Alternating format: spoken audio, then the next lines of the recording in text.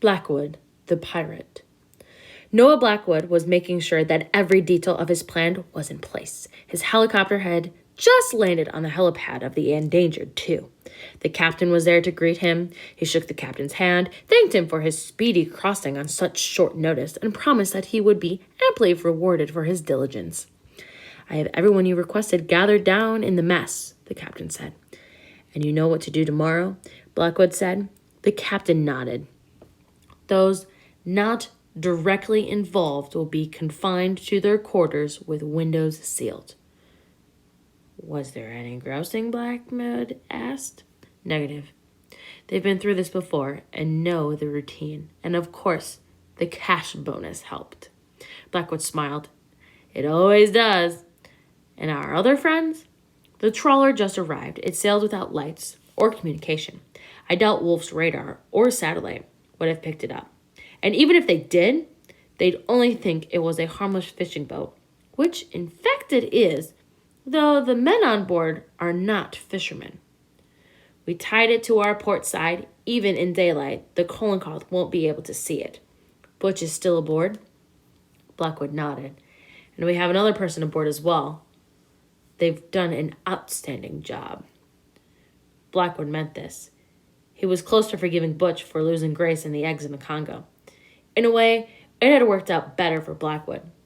Instead of having 2 dinosaur eggs, he was going to have 2 living dinosaurs. Wolf and Ted had incubated and hatched the eggs for him. And the gizmo? Wolf might have turned the tracking tags off, but he couldn't destroy the wealth of information inside the device.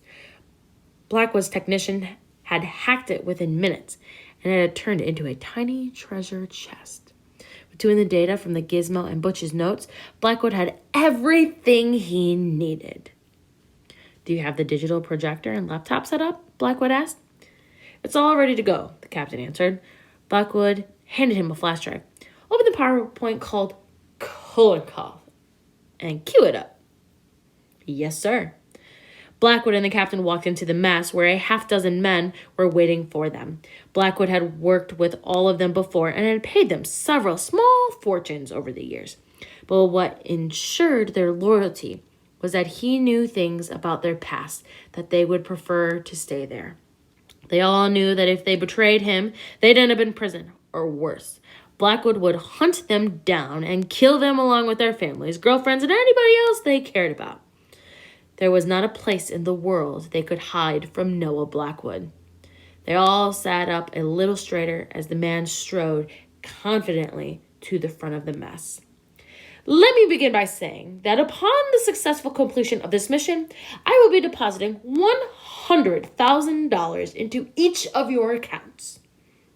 This announcement was met with loud cheers. He let the men go on for a minute, then held up a hand for them to stop. "Not a bad wage for a few hours' work," Blackwood continued. "But of course, there are risks involved, something you're all used to. This mission is of personal nature, a very personal nature. Travis Wolf has kidnapped my granddaughter and is holding her hostage aboard the Kolenkoth. Years ago, he also kidnapped my daughter, Rose, and murdered her. Unfortunately, there wasn't enough legal evidence to prove this, so he's been a free man all of these years. I know what you're all thinking. Why didn't I just have him killed? Believe me, I have tried, but Travis and his partner Ted Bronson have powerful friends in our government and elsewhere, and this has protected him from the retribution he so richly deserves. Tomorrow, with your help, he'll get what's coming to him, and I'll get my grandchild back." He showed the first slide. "This is my granddaughter, Grace." In fact, it was a photograph of Rose at about the same age. Blackwood didn't have a photograph of Grace, but it didn't matter because she and Rose looked nearly identical. Blackwood managed to squeeze out a single tear from his left eye and allowed it to run down his tanned face and disappear into his perfectly cropped white beard. The single tear produced the desired effect on the tough men sitting in front of him. Shock. None of them had ever seen Dr. Noah Blackwood cry. None of them thought him capable of shedding a tear. At that moment, they would have done anything for him, and by the day's end, they would have to do more than they knew. Noah wiped a tear away. Sorry, he said, as if he were struggling to regain his composure, which had never left. You will be happy to hear that Butch McCall has been aboard the Kolonkoff since I left Kryptos Island, making arrangements for your arrival. What you don't know is that he is in disguise. Noah clicked the next slide, showing the new Butch McCall. The men laughed. Butch took this digital photo of himself a few hours ago. I wouldn't laugh. Inside, he is the same Butch McCall. He's included a note for you, which I will read. Noah took a sheet of paper out of his pocket and cleared his throat. If any of you even point a weapon at me or the other person we have aboard, I will put a bullet through your eye. The men were not laughing now. They all knew Butch McCall. Noah put another picture on the screen. This is the other person Butch is referring to. To help you distinguish between hostiles and friendliness, Butch, his partner, and all of you will be wearing green armbands on your left arms. Lose them or remove them, you will become targets. Noah put up pictures of Al Ikes, Roy, and Joe. This is their security force. 3 extremely dangerous guys, Noah said. They need to be taken out as soon as you board. The man in the suit is ex-CIA. The other 2 are ex-Navy SEALs. A verified kill on any one of them is worth an extra $10,000 to whoever takes them down. And they're not alone. He brought up another slide. Bertha Bishop is on board, and I know she looks like a fat old woman, but she's a former Army Ranger. She could kill everyone in this room in the time it just took me to utter this sentence. I served under her, one of the men said. She got me thrown out of my unit and court-martialed. I'll put her lights out for free. The men laughed. It would be a life-ending mistake to underestimate her, Noah warned. She's got the drop on Butch in the Congo and put him down like he was a child. I wouldn't underestimate her husband, Phil, either. He showed a photo of Phil Bishop. He's nearly as skilled as she is. Next, Noah showed them photos of Marty O'Hara and Luther Smith. Kids, one of the men said. Noah gave them a solemn nod. I'm afraid so. I know that all of you are going to have a hard time with this. I'm not comfortable with it either, but there will be no survivors aboard the Kolonkoff.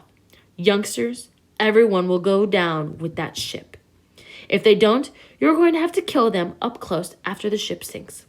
If you're uncomfortable with this, you better make sure the kids are locked up or incapacitated before the explosives you set go off. Dead men tell no tales, Pepper said. Noah nodded gravely. If there are any survivors, we'll all be dead. He showed another photo of Rose. Needless to say, if any of you harm Grace in any way, all of your contracts are canceled. He paused. Along with your lives, your job is to protect Grace, with your own life if necessary. Is that understood? The men nodded. Butch and our other person on board will be responsible for getting Grace off the Kolonkoff safely.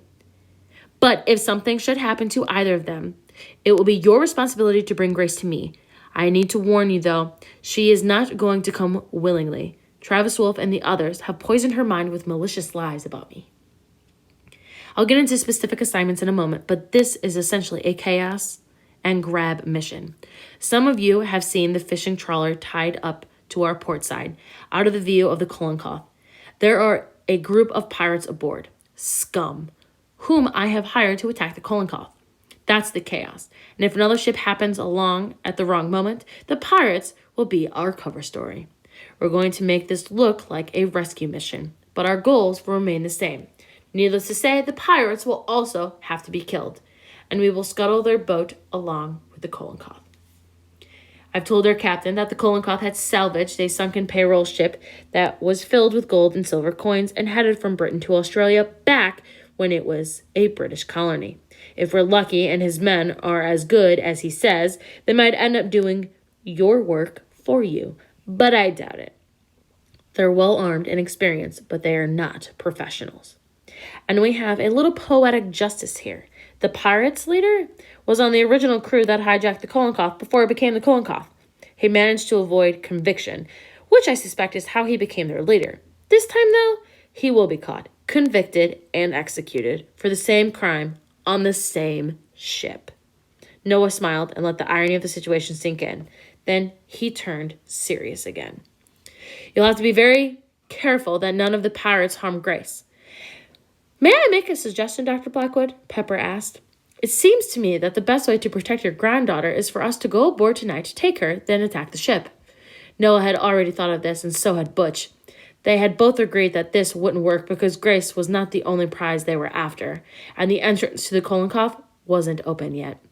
Noah trusted the men in front of him, but only to a point. He was not about to tell them that the other prize was 2 baby dinosaurs. Grace is under 24-hour guard, Noah said. We can get past her guards, another man said. I'm sure you can, Noah said, but he didn't believe it. If you took Grace tonight, they would pull their anchor and head to the nearest port, and we would lose our cover story. We need to have them and the pirates go down exactly where they are. The canyon we're sitting over is one of the deepest in the world. Even if someone wanted to investigate, they'd never be able to reach the wreckage. It's a good idea, but it won't work. He moved on to another subject by showing schematics and photos of the Kolenkov and pointing out how the men would board and attack the ship. When he finished, he gave them a Blackwood smile. So that's our target, he concluded. Half of you will be securing the ship. The other half will be setting charges. With some luck, we'll be in and out in 10 minutes, which in $10,000 a minute for each of you. But remember, if things go sour, we're the good guys. I want the headlines to read, Dr. Noah Blackwood saves NZA from pirates on the high seas.